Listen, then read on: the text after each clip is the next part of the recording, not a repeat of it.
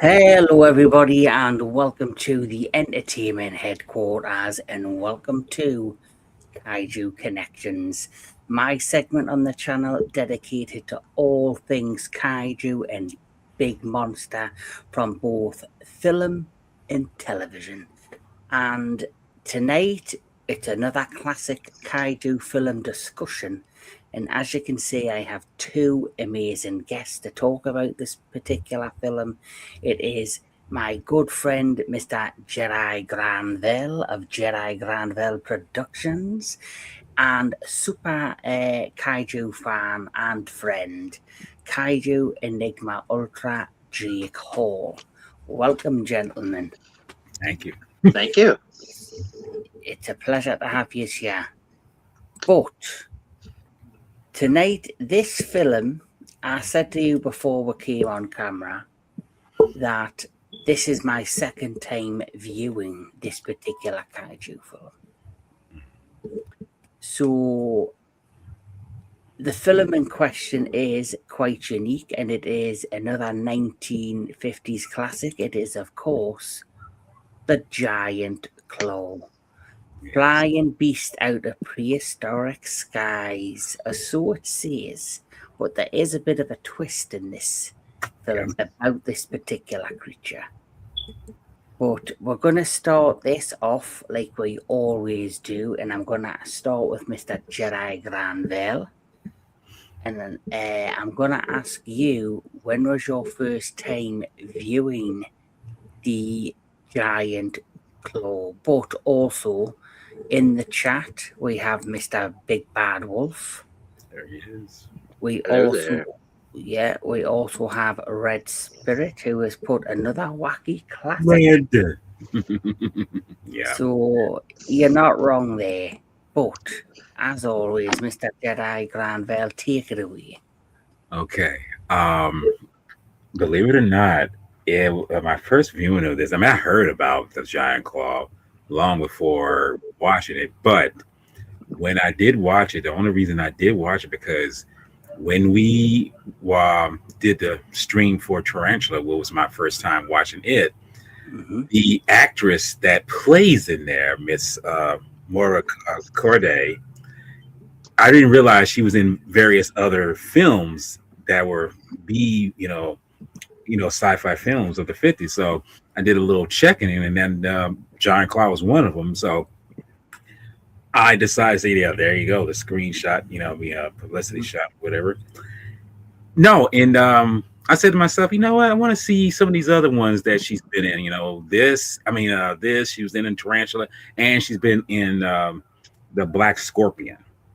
So I said to myself, I'm gonna check these out. So I decided to watch it few weeks later, and I was kind of like, wow, this is kind of funny.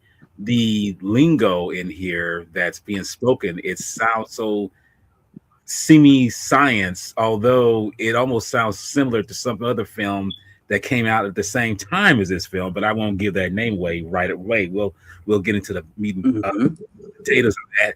And it stars the same actor in that other film that I'm not going to mention right now, but it's a different take. It's a short and sweet type of film, and that's exactly what these kind of films were. They weren't very long. They were just basically,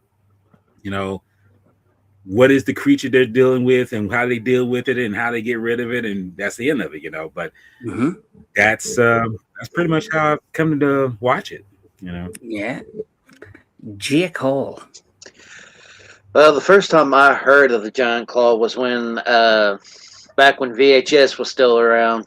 There was a couple of VHS tapes where they showed like movie trailers and stuff for the certain films, all kaiju and creature related.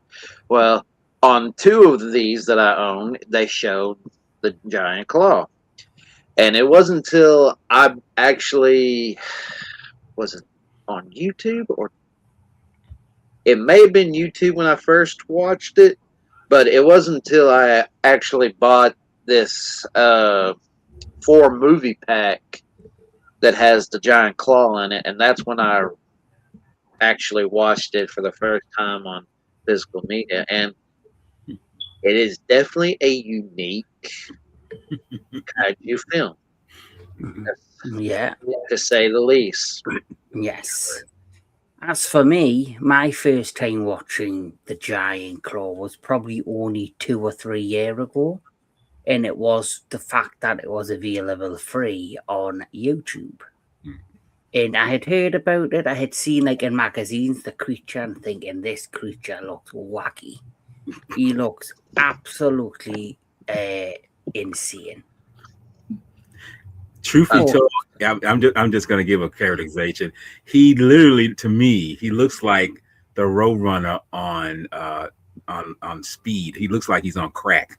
That's how he looks like the Roadrunner on crack. Yes. I was thinking of ostrich gone cuckoo because it looked more like an ostrich to me.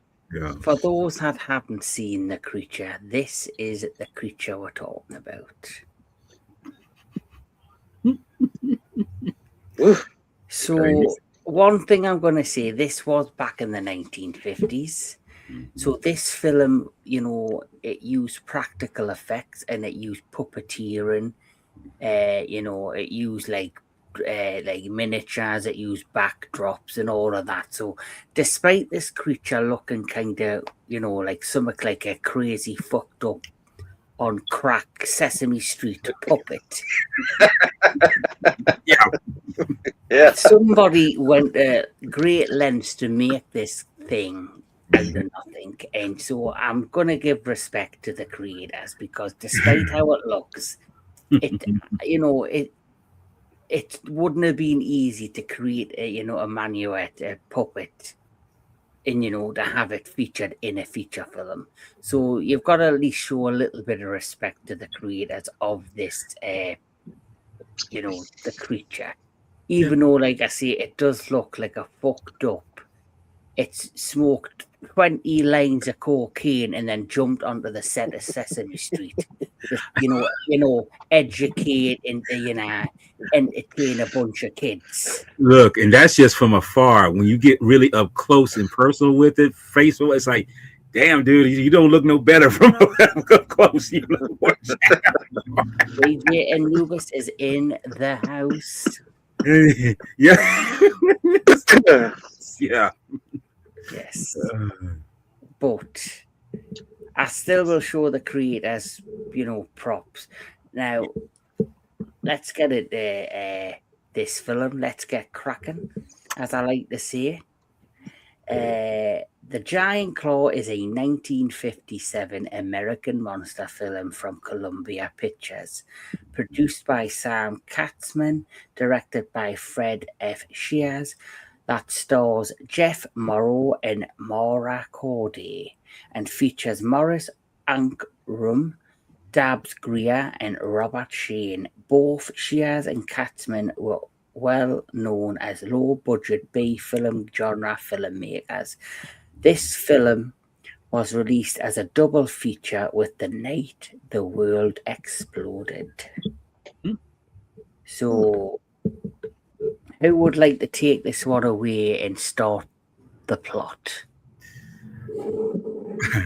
I'll give it a whirl here, or you want to take it, Jake? I mean, sure, why not? So they start.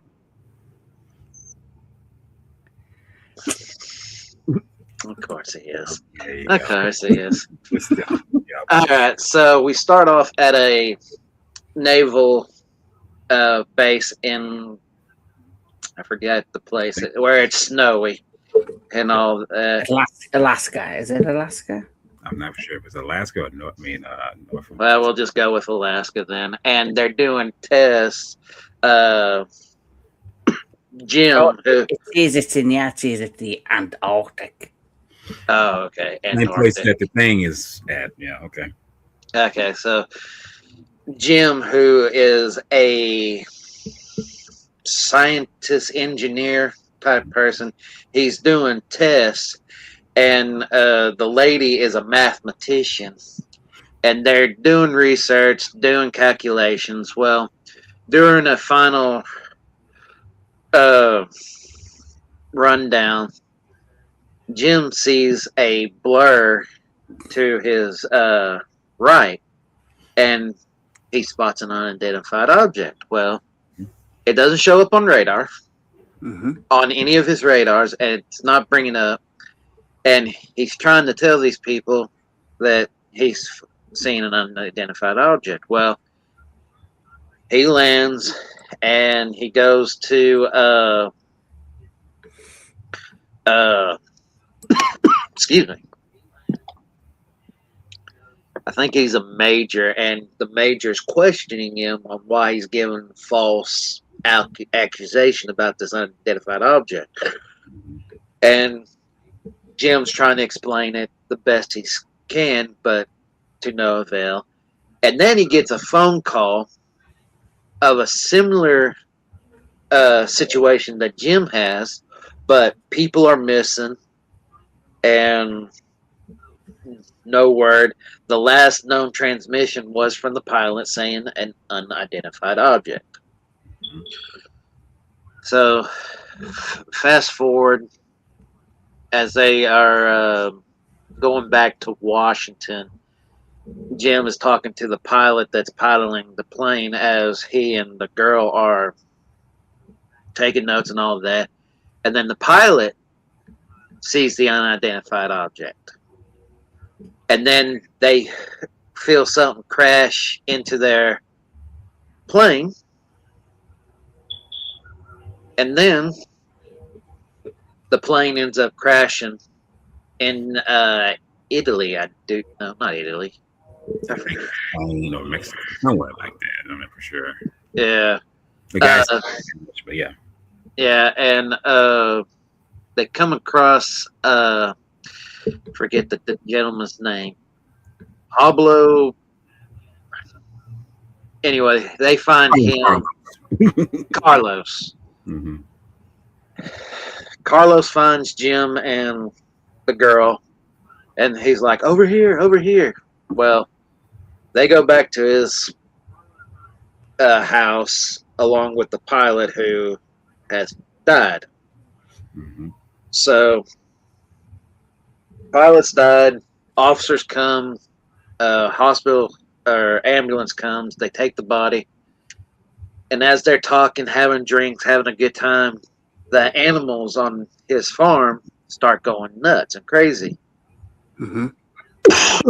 And he goes out, and it's real windy and stormy too. Mm-hmm. And he's going out to check on it. And then, yeah, as big as a battleship. And as Carlos has gone out, all of a sudden they hear him scream. And then they see him lay on the floor, or ground, excuse me. They bring him back in, and he starts saying, what was that saying? La cacciatore? No, La Gauge or something. La Gauge. Yeah.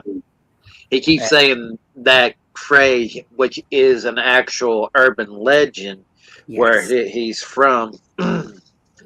And Jim and the girl are like, he just keeps saying it because the officer comes back and all that. Well, after that, they go back to Washington. And as they're on the plane to go to Washington, Jim takes the girl's map and starts creating a pattern of all the incidents that has happened. And he's like, it's an exact coordination. And the girl's just like, oh, really? How can I believe that? And obviously Jim gets his feelings hurt. So he's like, here's your map. And then she goes, wow, you are a 3-year-old. And as they're in this argument, gentleman who's trying to sleep in the back's like, if you wouldn't mind allowing other people to sleep, please, and thank you. Can I say, though, one thing I will say about them two particular actors in this film,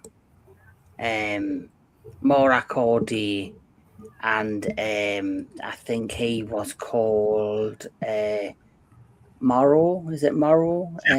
Jeff Morrow. So Jeff Morrow and Maura Corday.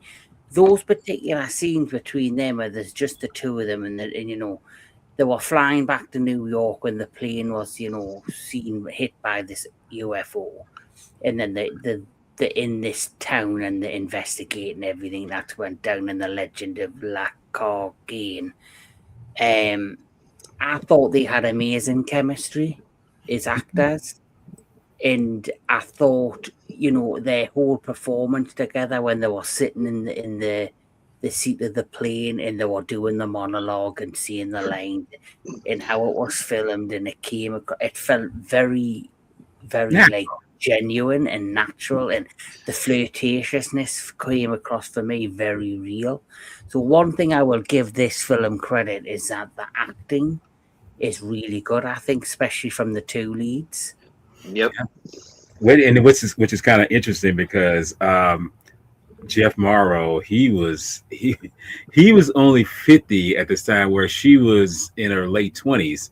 It's like, wow, he's really rocking the cradle here. But I mean, hey, no, as long as love is blind, it has no number. That's the thing about that. Yeah. Yeah, I guess you could say that. Yeah. I mean, he's actually true. I mean, they are some big meaty claws, Yeah.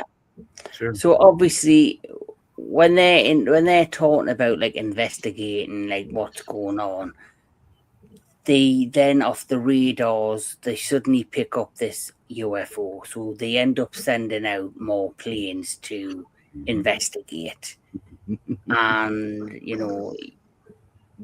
they also have the weather balloons. I don't know if this is this is before the weather balloons. This is before the balloons. Yeah. So before the weather. Yeah. So before the weather balloons, this UFO is picked up in the same location, and basically he came up with McAfee, who's like who's an aero engineer. He's like, he deals with aircrafts and that's his job. He's like an aircraft engineer. Right. He like looks at where people have went missing, or looks where something's happened and someone's obviously been, and he finds a pattern like in this swirling. It looks like it's like a hunting pattern. So you can see it's forming like a ring, like a circle around a particular mass location. So he figures that it must be something that's building like a territory and protecting or hunting in this pattern. But then obviously her character, who's called, I think, Sally Caldwell, basically says to him, it's nonsense. How can something that big be flying around and doing these things? And then suddenly the UFO gets picked up again. And they send these planes out to attack whatever it is that they discover. And one by one, the planes are suddenly attacked. And this is where you do see like the giant claw in all of its glory kind of first make it full-on appearance and attack the planes. And it is quite a funny scene because you're trying to take it serious, but at the same time it's like the design's so wacky. Because here's I have to mention this because before the fighter jet sequence, there's a surveillance plane that goes looking for it and it attacks the plane. But this is the funny thing. This is the shot that always gets played over and over again in certain reviews of this film. It's the guy. These are like I say, these are scientists and everything, and the plane gets destroyed, but they parachute out, and one by one. Yes, I mean, look, it's it's very effective, but at the same time, it's so funny because when you hear that crunch, it's like, that's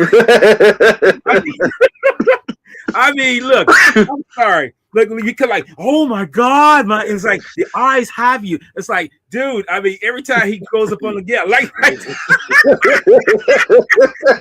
no, I mean, it's like crunch. It's like I mean, dude, it's so funny because it's like now you try to take it serious, but it's like I can't really do it because it's like the way it comes right up on the so-called survivors who are about to be mincemeat, and when you hear that crunch, it's like, wow, that was pretty easy, you know. So it's like I for me, I think that's the whole fun of this film because it's like you're supposed to take it serious, but then at the same time, it's like just have fun with it because it's like, yeah, this shows that this is really, really, yeah, like yeah, it's really just how that is, you know what I mean? And you realize that the gravity of certain things is escalated because this thing is big. Well, it's big as a battleship, but it's bigger than that. I mean, battleships are pretty large, but if you compare the size of this thing to a battleship, this thing is way bigger than that. So yes. So basically, it's after obviously the incident happens where these other jets are killed that they now realise that there is something large and dangerous out there, and it's a living animal. This is where they start like trying to come up with a plan, or at least figure out what it looks like or how big it is. And this is where they came up with the idea to look at these like balloons that are like that are hovering around the area that take imagery of like things in the air or around the surface of the land below. And so they decide to get one of these balloons, and that's when they finally see the first image like for themselves of this giant bird creature. And you know, she gets very like she's in shock at the size of the animal and what it is.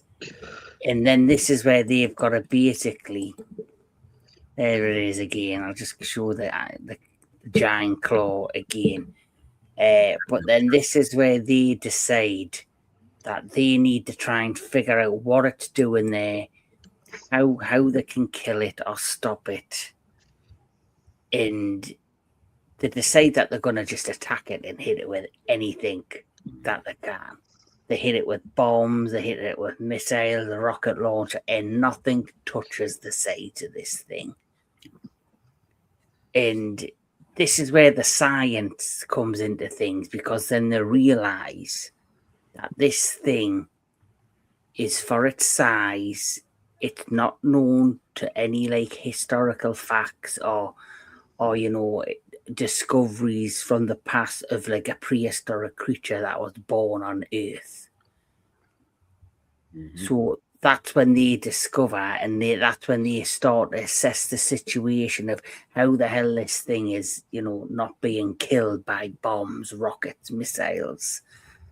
And then they discover that it has some sort of energy barrier around it, which they said no creature on Earth could create. So that's when they decide and they come on the decision that this thing must be from outer space. And this is them all discussing the discovery of this fact that they now believe that the giant claw is an extraterrestrial bird that came to Earth from a nearby galaxy, but then they need to now discover what is it doing here. Yep. Can I just say that was it's great. I mean, everything else is, you know, out of weirdness, you know, but that was the thing that took me aback because I'm like, this bird is from another galaxy, is from another world. It's like, that's actually a good stretch because, you know, usually something like this, especially things that coming out of the 50s that were low budget and everything, they were more primarily, you know, Earth-based, you know, they're coming from Earth or through some pseudoscience or whatever. But here we see that something like this is from another galaxy. Who knows? Could have been from another, might have come through a black hole or whatever. And this is where it's at right now. And Yeah. just some context, I looked up the size of this thing, and it's like I said before, it's way bigger than you think. It's like 182 meters in height. Wow. Okay. Oh, damn. Now, if you're like I say, if you know your math, what's up, Tony? Hey, Tony. Thanks If for you know, popping in, my friend. yes, good to see you. Good. To, hope you're doing okay, brother. Hope you're doing all right. But yeah, It's a you movie. That is it's for sure. It's definitely a movie, Tony. but for anyone who's not European, and we still use it in America, but if you put that into feet, this thing is like 600 feet tall. Yes. So it's a big Yeah. mother. So it's even bigger than Godzilla, really, in some It cases. is. Yep. And also, what's interesting too is that anything it touches too, it explodes because of the energy it creates from that shield. I think it's a photon shield, as they said in the film. Well, as the film progresses, and like I say, you've got them discussing what it is or where it comes from. They now have assessed it, and they now have come to the realization, like we say, it's from another galaxy. But then not only did they now know it's from another galaxy because of the energy shield around it, they then come across the fact that they believe it's antimatter. And it's come from a galaxy where it survived and nurtured itself on antimatter. So there's some real strong science in this movie, despite the wackiness of the creature. If you think about the plot itself is quite an intelligent plot. And the acting's great in it. I think the characters are fun in this. It's just the design of the creature that, a lot of people might find off-putting.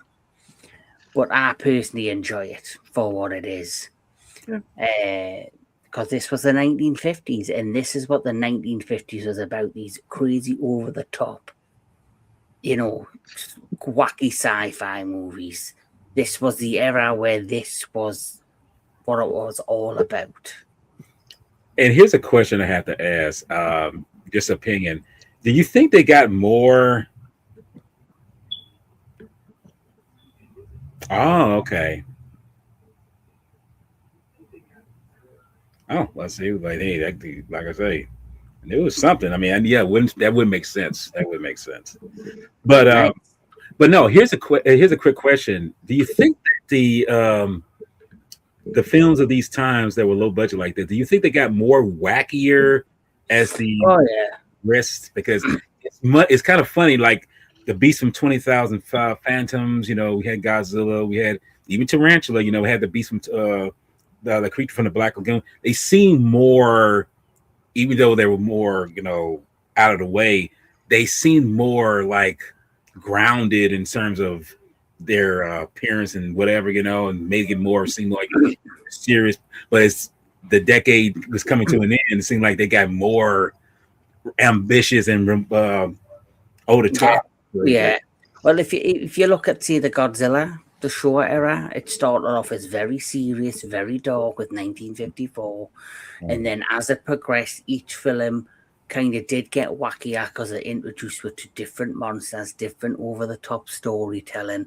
We had not just natural monsters, we had alien monsters, robotic doppelgangers, giant spiders. It got crazier and crazier as the Showa era went on. But that is because back then, I think that not only did they try to make serious films for adults and serious science fiction film for adults, they also tried to focus on a family friendly audience. So some of the more over the top, wacky sci-fi films, yes, they might have tried to make them serious, but they kept them to a certain level where you could maybe take a child to the theater with you or go as a family.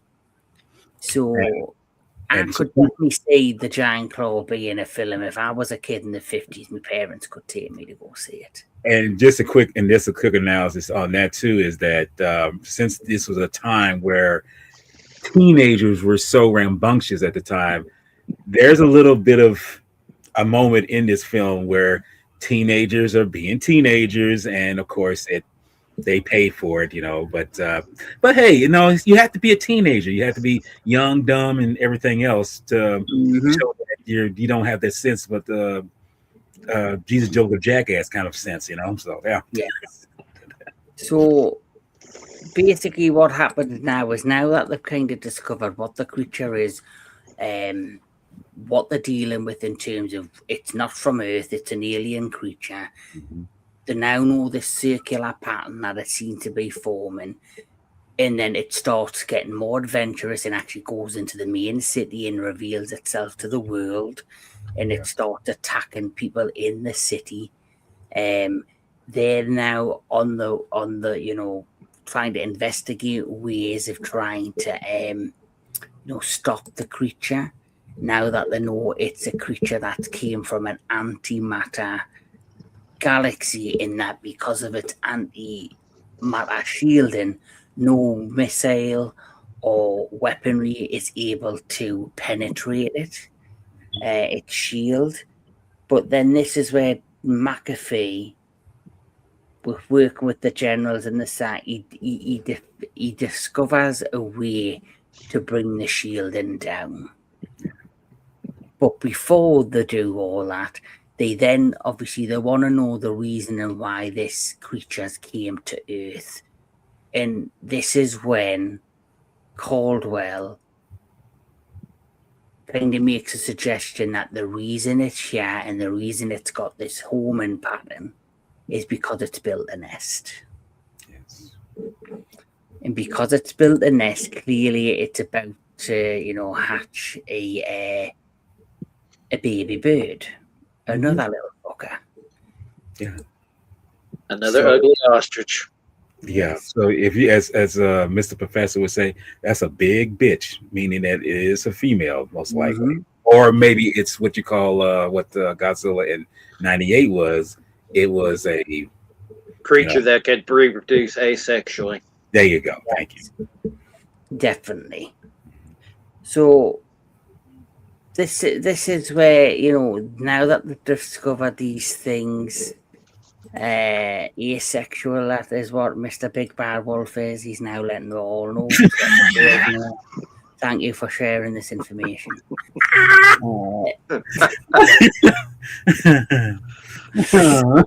Okay. Right. Wow. Right. I'll let Jake carry on with this plot. He isn't choked to death. Alright, so after they discovered the egg and the nest, they shoot it. Well, Carlos runs away because of the superstition. The girl and him shoot the egg, destroy it, and Big Bird just swoops down, causing limbs to fall on him. And then, as the guy's like going, like he's out of breath running, you hear the bird's little screech, and he's like, ah, and he's dead. So, and they arrived by helicopter, so they can't take the helicopter. So they find, yep, that little shot right there after they shoot the egg.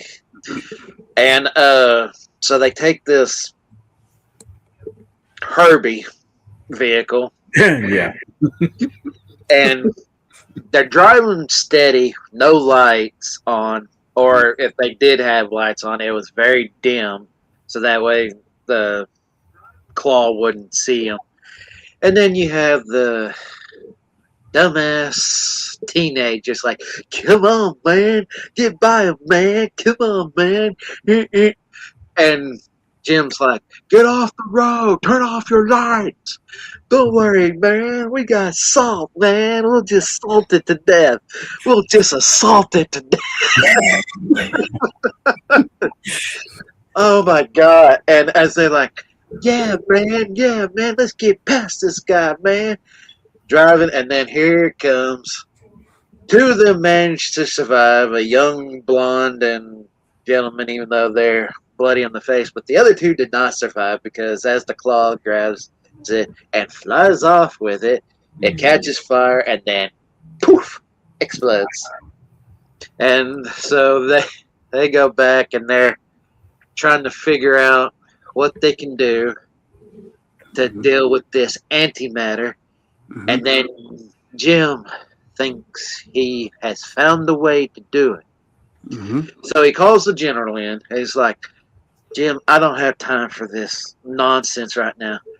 Well, I hope it's not crazy, General, and blah, blah, this and blah, blah, that. So he thinks he can create a new weapon that can neutralize the antimatter shield, which eventually they do. And as Jim's still working on it, it explodes and he gets knocked out. And everybody's like, what's going on? What's going on? How long have I been down? So the thing that they come up with is called mesic atoms, also known as exotic atom. So an exotic atom is an otherwise normal atom in which one or more subatomic particles have been replaced by other particles. For example, electrons may be replaced by other negatively charged particles such as muons or pions. Because these substitute particles are usually unstable, exotic atoms typically have very short lifetimes, and no exotic atom thus far observed can persist under normal conditions. So there is some real science in this film. So obviously they're going to use these exotic particles to affect the antimatter and, shut it down. So that means the energy barrier protecting the giant claw will now be lowered, which would enable the military to be able to finally defeat it. Yeah, like we're gonna have some good old fried chicken soon. Or in this case, fried ugly ostrich. Yes. Yeah. Yeah. So I'll let Jedi Granville finish this story off, because then it leads us to the final climax. It's like I say, this is where the money shots pay off, and they and it's kind of funny because I think they do homages in the final act. They managed to find well, yeah, pretty much. I don't know what that is, but yeah.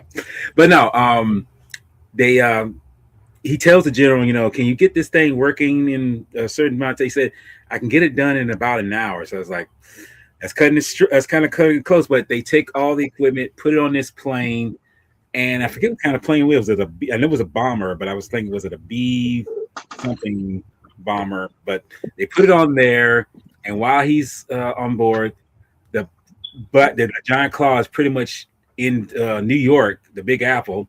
And we see it do a King Kong, but pretty much ravage Empire State Building, knocking the top off, and debris. And if you're a geekhead like myself, you'll notice that there are certain shots in the moment when it's in New York, from Earth versus the flying saucers, or even some other random, 50s B-50 movies that came out at this time. But like, in fact, there's a shot in there, but they just black and whited it. A shot from War of the Worlds that came out in '53. It's actually in black and white, but Jesus, it happens so quickly you won't notice it. But a keen eye will notice these things. But anyway, he or she, or whatever you want to call it, or Biden. I don't even want to say that. I'll just say it's a bird and it's destroying shit.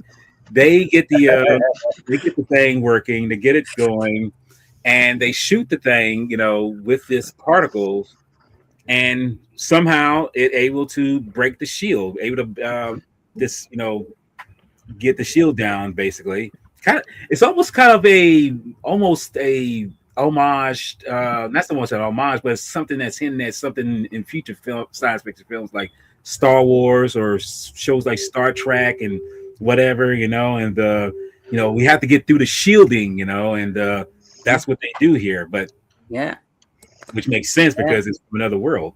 Yeah. You know. Before you carry on, though, Jedi, let's welcome Al Zilla 09 to All the Hi, right. show. everyone. How are you all doing? We are fine, sir. How you cooking? Welcome. I'm doing good. Just got back from work, and yeah, I'm ready to do this. Okay. Yes. Well, we're nearly at the final of the movie because I've been talking for quite a bit about the plot. But what we'll do is before we talk about the final, what I'll do is I'll ask you, um, can you remember your very first time seeing the movie The Giant Claw? Why, certainly. When I was a little kid, I had this DVD called Fantastic Dinosaurs of the Movies. And Mhm. it was a collection of movie trailers of dinosaur movies and monster movies from ranging from the 1930s, 1950s, and Mhm. 60s, and one of them had the giant claw in it. And Nice. I thought, after seeing the trailer, I checked out the movie, and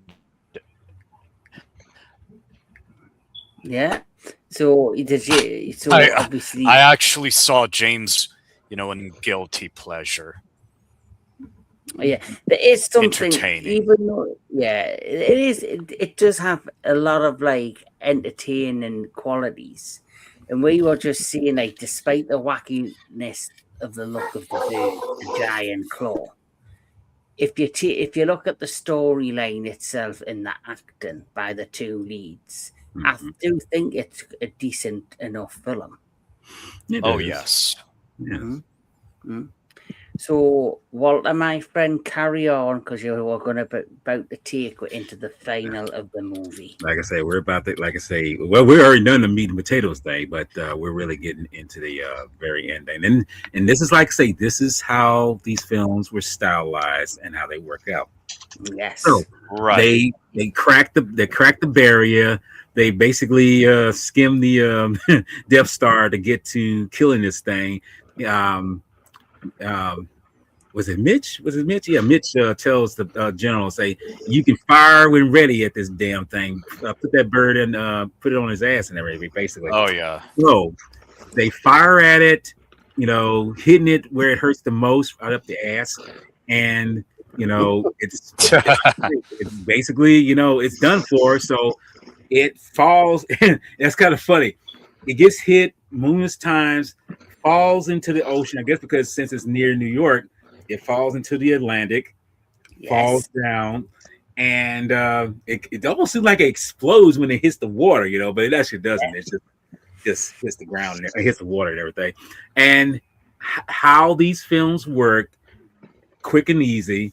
They have the moment where the general tells Mitch and the girl, like, we done it, we killed it and everything, and they embrace one another and of course kiss because they're lovers, and Exactly. of course the great shot of the film, the very end where it says the end, emphasizing the claw, the giant claw. Yes. It's like, yes, the end, because you did, baby. Like, And Oh, yeah. it doesn't look, it doesn't give no sympathy for this damn thing, because it's like, yeah, you were trying to kill us, but we're about to kill your ass too. Exactly, yeah. yes. And when So it happens, it's done. he has an interesting question for you all. The film's title, The Giant Claw. Do you think that's enough of a title for this movie, or would you rather them give the creature an actual name and named it like the film of the creature? You know what I call it? Like, I don't know, give it a name like Mega Bird or something. Something weird like that. Just as an example, and it was called Mega Bird Terror from Space or something. Or That do you would, like Cool. the fact it's just something ominous about it just being known as the giant claw? Alzil, let me let you take this one first. I'll give my 2 points, 2 cents in a second. Yes, because I know that one of the characters, I forgot, a village guy called it La Gagne, something like that. Yeah. Le Cordon, yes, which was like based off a real urban legend in that village at the time. Yeah. Well, But for what me, about you, Walter? I was gonna say, if you with the title you just gave, even sounds more 50s esque kind of sounding in a way. I mean, not to say that the Giant Claw doesn't sound like that. Yeah. I don't know. I mean, you could call it that. I'm kind of like what I was saying, could have called it that, but I don't know. I guess plain and simple is what you're going with, and you could go with that. Although you've had other movies like the Giant Gila Monster, it's pretty much Oh yeah. just say it and be gone with it and it's done, But Exactly. Take care, my friend. okay, take it easy, paper. But no, I mean, like I say, I mean, they could have gone with that. I mean, but I think the whole goal with the films like this was like, let's give it as great of a 50 sounding B movie, and remember, most of these films were filmed in black and white. That's what makes Exactly. Yeah. Yeah. what gave it the fun of it. Yeah. Before we carry on, let's welcome another guest who's just turned up, Mr. Anthony Jordan. Hello. Oh, hi, Anthony. Hey, Anthony, happy birthday. Yes, you. happy birthday, yes. Welcome to the club. Welcome to the club. So we're basically, Anthony, we've finished talking about the actual movie, like we've talked about the plot. Now we're just having a discussion on what thought of the movie, and I've just asked a question there, and I don't know how you feel about this, but I said, do you like the name of the film The Giant Claw, or would you rather have given it given the creature a full-on name and naming the film after the name that the creature had? Honestly, we've got Godzilla, we've got Mothra, etc. Honestly, the name has become so iconic in its own right that I just can't imagine this film being called anything else. Very true. So, since you've joined us, Anthony, I did ask Al as well when he first joined, so I'm going to ask you, can you remember your first time seeing The Giant Claw? I was probably 7 years old.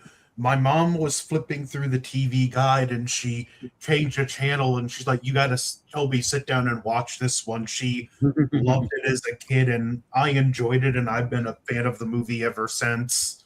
Despite its goofiness, the campiness, just how out there it can get, there's this charm to the movie that I just love. Yes. Like I did say earlier that I like the plot. I think the plot's a strong plot. I like how it mixes in real science. I like how right at the beginning you don't fully see the creature. You basically just see like a blur in the middle of the air. And then when the creature is finally revealed, obviously is a wacky looking. I said it looks like a Sesame Street puppet that had 9 lines of crack. Yeah. Wander onto the set of fucking Sesame Street high as a fucking kite. Oh yeah. Trying to entertain kids in the crowd. A precursor to Big Bird. Only, Oh yes. What I also have stated is this is me. I thought that the 2 leads were fantastic. Morrow and Corday, the leads. I thought they had amazing chemistry. And I was saying about the monologue and the scene where they were just sitting on the plane having a discussion. It looked and felt so natural and real. And then there was like real chemistry. And when they were flirting, it felt like they really were flirting. So despite the wackiness of the design of the puppet that they used for the Giant Claw, the story and the acting I thought was brilliant. The best of those 50s B movies, they really just played the source material straight. Yes, they definitely did. So, Jake Hall, so we'll go around the group. So I'll start with Walter. What's your overall thought on The giant claw, and is it a film you would recommend to watch if you are unknown to, say, classic 1950s wacky science fiction movies, and someone said, well, I want to get into the genre of watching the classic wacky sci-fi films? Is this a one you would recommend? I definitely would recommend this film, I mean, because it's I think there's Anthony said, it's a charm to it, I mean, it's Oh yeah. you didn't make these films just to be, taken seriously. I mean, you did them so it's like, okay, whoever watches this, you might get some pseudoscience out of something drama wise, but at the same time, you're having some fun with it, And just want to make a quick comparison. The actor Jeff Morrow, when he's speaking, the science that he's speaking is in this film, it's kind of interesting because as I was rewatching it, I realized that doesn't sound too far off the beaten path as what he was talking like in a film that came out a few months before this, which was Kronos. He was in that, and it basically did the same. And the funny thing is, the same kind of pseudoscience dealing with electromagnetic particles and all these other things. It's embedded in that film. So it's almost like, well, I was talking about that kind of pseudoscience in that film. Well, I just take that same kind of, jargon and just put it in this film. And it's like, it's not no big deal because these films were shot pretty fast for the time. So him doing this and then the previous film, Kronos, makes a good comparison of what it was done. So, yeah, I would definitely recommend it, I mean, because it's like I say, it's a fun ride. It was something that you can kill for like less than 90 minutes because this movie is like 75 minutes long. I mean, you ain't got too much to run on. I say recommend it to a friend, especially if a person who's just a basic kaiju fan and, just wants to have some fun, and watch it. And yeah, I definitely recommend it. Yes. What about you, G-Cole? Oh yeah, I would recommend it too. I mean, for a 1950 film, and I grew up watching the 1950s films, and as goofy as that creature was, it was still very entertaining for its time and all that. And like you, Kevin, I respect props to the people who created this goofy big bird ostrich looking son of a gun. Yes. So, but yeah, I would definitely recommend it. Yes. Anthony Jordan. Good. I definitely recommend it. I'd go as far as to say if you're starting to get into 50 science fiction, I would say this one is required viewing. And Alzilla. Yeah, I would definitely recommend it. I mean, it's not a movie to be taken seriously, but it's more of a, you'll get a kick out of it if you want to get into those, B-movie 1950s, giant monster movies. Hey, this is a good start. Even though Jeff Morrow was embarrassed by the film and went home and got drunk. Yeah. Oh, really? Okay. Yeah, that happened. I heard Jeff Morrow was so embarrassed by it that audience laughed their asses at the film, especially when the bird came, and he went home and got drunk. I have just read that it got universally panned by the critics. Oh yes. Wow. Okay. But you know what? I mean, who cares what the critics think? It's like it's a fun time. You know what else got universally panned by the critics? It's a Wonderful Life. Yes. And man. Look at that now. It's a classic. Yes. Yep. Yeah. So, yes, I'm going to ask a few more questions because this is fun having all you guys. Yeah. So, would you consider this actress part of the kaiju stable, and would you say she's a kaiju? Like how we've got Linda Miller. Would you definitely see this woman is like a kaiju legend for the film she starred in the 1950s? I can say I personally can say that now because, like I say, before Tarantula, I didn't know this person existed. I mean, I've actually seen it before, but didn't know who she was famous for back in the 50s, and I didn't know she was in those type of films. And I mentioned before the Black Scorpion. She was in that, and that was a 50s low budget film. So Oh yeah. I could definitely say she would put her on that pedestal. Oh yeah. I would I say agree. so, especially considering for this film, her character was more proactive towards the solution than you typically see women in these films. Oh Mhm. yes. Yeah. And if she was still alive today, it would have been nice to see her make an appearance if she hadn't already at G Fest. Yeah. Yeah.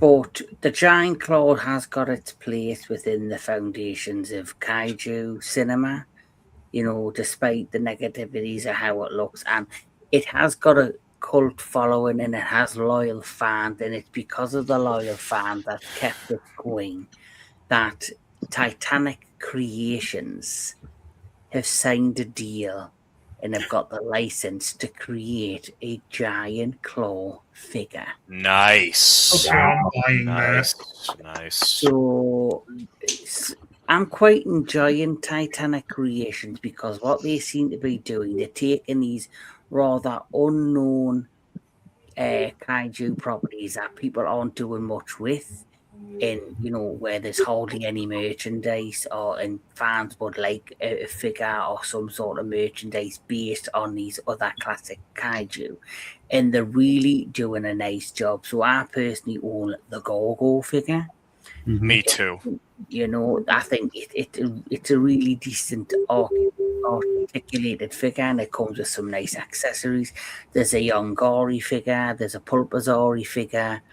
The next figure being released is a Reptilicus figure. Oh yes. Yeah, I've seen that. Yeah, and the next figure that gets released from then, the Reptilicus one's going to have 2 heads. It's going to have Nice. 2 wings. And then after that, they've also got the Conga license. Conga. Okay. Mm. So we're going to be getting a Conga figure from Titanic Creations, and then they're going to get the giant claw figure out of the way. But this is the next figure that because I was 50-50 if I was going to get the Yongari figure. I kind of let it pass, but now that I've seen reviews and how it looks online, I wish I grabbed it. So you never know, I might end up getting the cracked bird. I mean the giant claw. Meth Vulture. There's definitely one figure that is coming down the pipeline from Titanic Creations that I will definitely be getting after those next 3 figures, which is Reptilicus, the giant claw, Conga. They're working on and have officially announced they now have the license to bring us a Gappa figure. Yes, I heard. Oh wow! Okay. I love Gappa. Yes, so Gappa is going to be definitely a figure I would like to purchase. But here's the question: with them having the license, will they do the 2 adult figures and a baby, or will it just be just a solo adult figure? I don't know, but Titanic Creations, like I say, have been doing a fantastic job with their figures. And so we're at the point where I'm going to ask each and every one of you guys your final thoughts on the film. With you, Anthony, and you, Zilla, I'll let you, not only give your final thoughts, but just your overall thoughts on the film. So we'll start with Jedi. Your final thoughts on the giant claw. Okay. Like I say, it's and your rating. And your rating. and you're right. Okay. Overall, like I say, it's a fun time, as I said before, and I think that's only because it's but not by accident, but by design. And this is the reason why this film is why you have a very fucked up Muppet, portraying this particular, creature, because it's been doing not lines, but actually railroad lines of cocaine and getting high on speed and everything else, because that's the only way it's going to look jacked up. But overall, yes, this film has a great charm to it, and I would definitely recommend it because it's like I say, it's not so much to take it seriously, but as you mentioned before, the chemistry between the actors and everything actually feels natural, which makes it more robust in a sense. So for this film, I would give it a 7 at least. That's a good rating. Yeah. Jake Hall. It was definitely a unique film. Definitely enjoyed the storyline. Uh, Big Bird on cocaine was very unique. All that, the love story, the connection, all that, the science behind it. Very good film, very well made, not to be taken seriously, even though it, in a way, it kind of had some serious moments in it, but you can tell it was campy. I would give it a 7.5 out of 10. Nice. Oh, right. Right. Anthony, your thoughts on the film and then your final thoughts. Just a fun 50s B movie. Like, if you know what to expect going into 50s B movies, this is gonna deliver. And it's just, again, it's just fun. It's not the best film ever made, not even the best film in the genre, but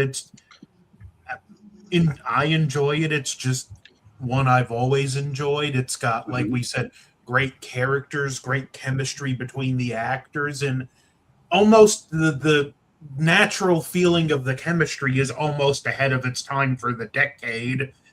And we get the meth head Vulture, which is just, it's just so out there that you can't help but love it. I'd give it a 7 out of 10. And Yes. that egg they destroyed, he didn't flip out because that was the baby. That egg was his stash. That actually makes 110%. Yeah. Yes. So Aldila, you the same question to you. Your overall thoughts and your thoughts on the film and your rating. I would say The Giant Claw is a guilty pleasure 1950s sci-fi monster movie. Yeah, it's not perfect. It's not the best movie ever made, but it's a fun time, you know. I really think the characters are enjoyable. And not only that, I also like the flying battleship quote that they use so many times in that movie. I don't know why they call that bird a battleship, like flying Maybe they should battleship. have named the film The Flying Battleship. Yeah, the flying battleship. Yeah. But overall, I think The Giant Claw is a so bad, but it's good type of movie. Just grab a drink, grab your friends, and you'll have a good time. Hell, you'll even laugh your ass off. But I would say I would give it like a 7.5 out of 10. Yeah, 7.5. Well, I tell you what, if they end up showing this at the Pickwick Theatre when we're in Chicago, I know we're going to grab some popcorn and have one hell of a laugh. Oh yeah, when we're at G-Fest. But my thoughts on this film, it's my second time viewing it. I've kind of already said everything I need to say. I like the story. I thought the main cast had a brilliant chemistry, the two leads. Despite the look of the puppet, I think it's a strong story. Now, if they made like a remake of this film, I would love to see them do a very dark, serious version. And it would be fascinating to see how fucked up this bird would look in, using modern effects. And I'm pretty much in the middle with everybody else. I'm going to give this a 7 out of 10. Okay. So, all right, cool. Strong rating. But this has been Kaiju Connections. And, I've been doing this, this segment on my channel for over 2 years now. And I've been focused on giving the lesser known kaiju films much loved, and we've pretty much nearly got to the bottom of everyone. We've done The Giant Claw, we've done virtually them all, but I'm just going to give the audience a preview of the next few things that are coming up on the Entertainment Headquarters and Kaiju Connections. So tomorrow night I'm going to be joined by Mr. J. Cole. I'm going to be joined by Big Bad Wolf. And I'm going to be joined because he's just messaged us and said he's managed to finish season 2 of Monarch Legacy of Monsters. So tomorrow night, the three of you guys and me, we're going to be reviewing Monarch Legacy of Monsters season 2. Nice. And that final blew my mind. Nice. I think if you get to the end of that season, Jedi, because I know you're still in the middle of it, I think you're going to be pleasantly surprised. I hope I will be, but I figure the way y'all expressing it, it's like, okay, I can't wait to find out what's going on. But speaking of classic kaiju movie reviews, the next 3 that are coming down the pipeline are The Beast from 20,000 Fathoms. Mm-hmm. All We'll right. definitely be covering that one next month, in the month of June. Because we do Kaiju Connection Classic movie discussions once a month. After that one, we have, I think, Walt had mentioned this already in this review, and he's done his own review of this, but now he's going to do it all over again with me and the guys. We're going to be doing Kronos 1957. Nice. And one more, and this will be the July one, and it'll probably happen after we're back from G Fest. Okay. We're going to be talking Yes. Oh yeah. Dogura. 1957.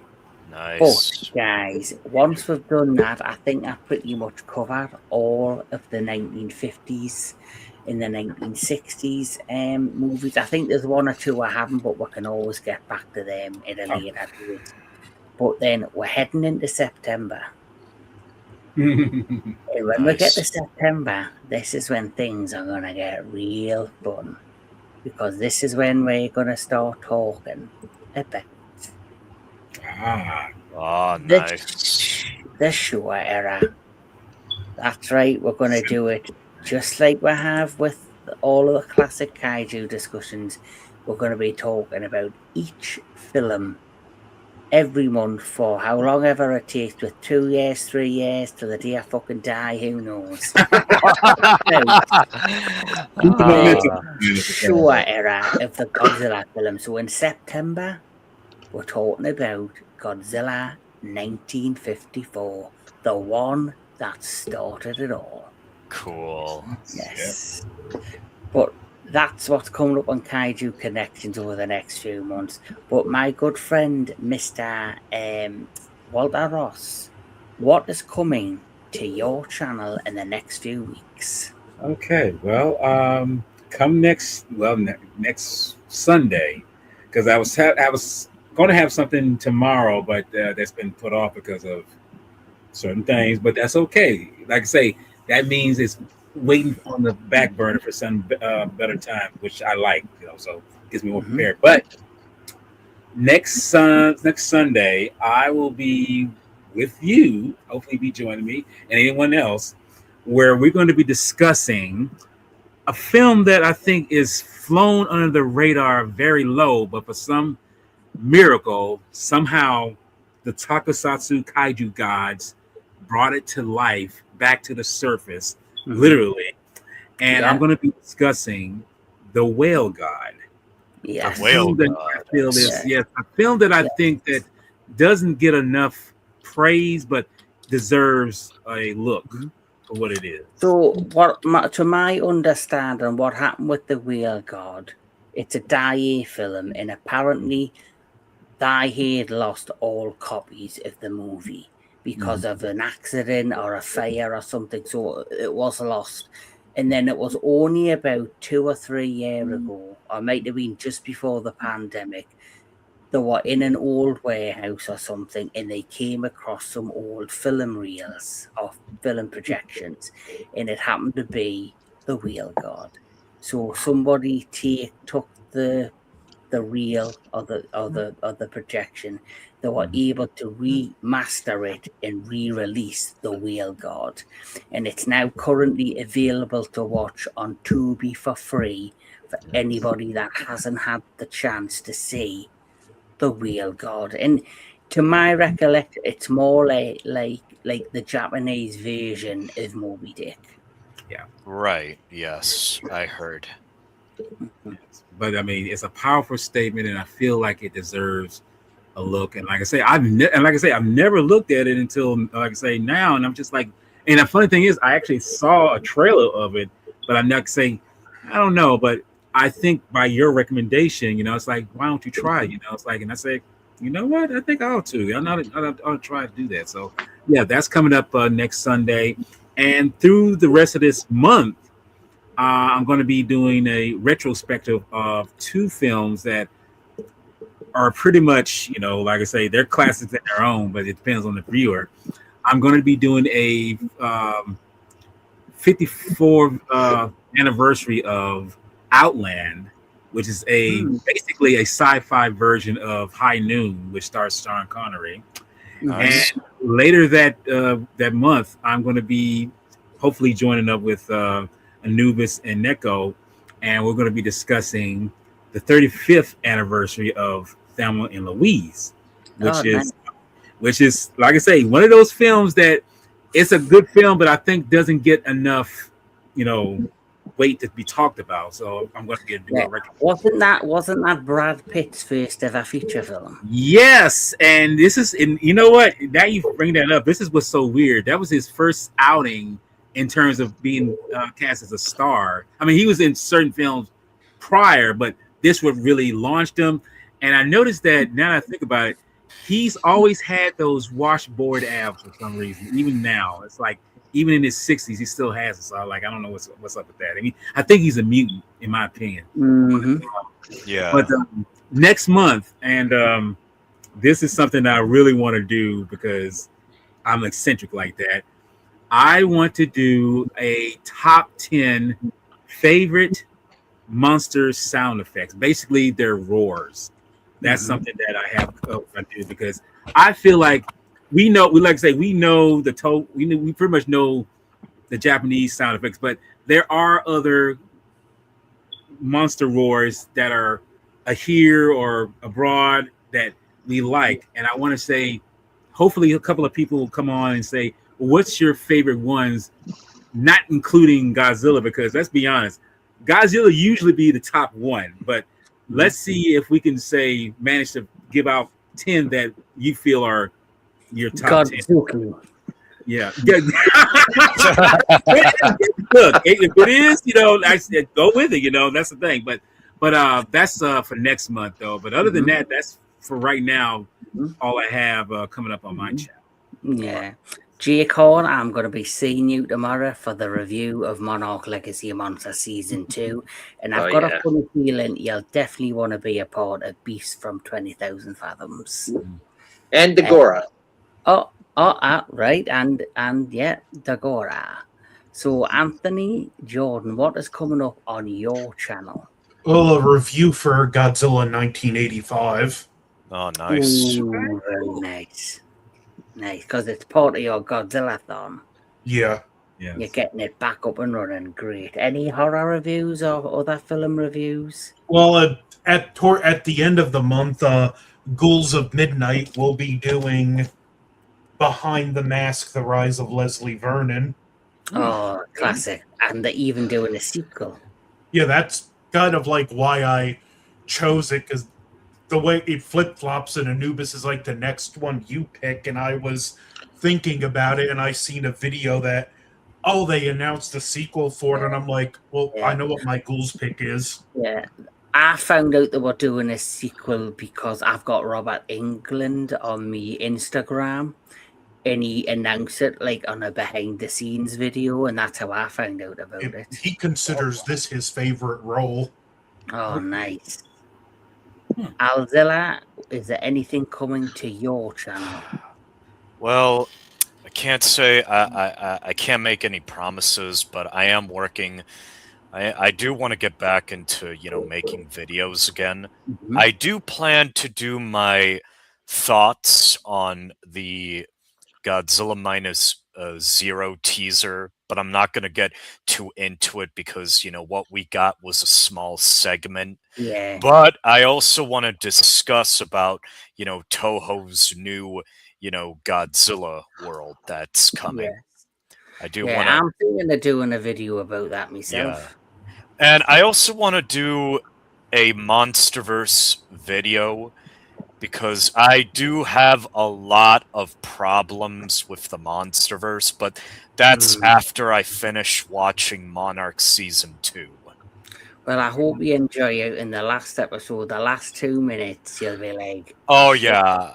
I got spoiled. I got Oh, spoiled. right. Oh, that Yeah. sucks. Yeah, but you know what? I'm still gonna watch, the series, and I'll definitely share my thoughts once it's done. Yeah. Well, Jedi Granville, which I know does have Apple, and he has been. If you manage to watch the season 2 tomorrow, and if you wanted to join me for the review, you're more than welcome to join. I was gonna say, if it's possible, I can join up. I was gonna say. Well, just hit me up and let us know if you get through season 2, because there's going to be a lot to talk about. Oh yeah. And it's going to be spoiler heavy. So sorry for those that haven't seen it, but I am going to put on the front spoiler. So don't watch if you haven't seen the second As you season. say, that's on them. So yeah. Yes. Oh, yeah. It'll be in this description below, so you have been warned. But anyway, that is it for the entertainment headquarters. That is it for Kaiju Connections. I'll be seeing you tomorrow, and I'll be seeing you next month for the Beast from 20,000 Fathoms. To my amazing guests, I cannot do this without you guys. It's been one hell of a time. I love doing these classic reviews. I love doing these discussions, and you guys make it worthwhile. So thank you for always being there for us and being a part of this journey. So that's it from us. Like my good friend Mr. Jedi Granville always says, I say, keep on enjoying the movies, keep on enjoying all things entertainment. But what he likes to say is, keep the kaiju love alive. And we'll catch us all next time.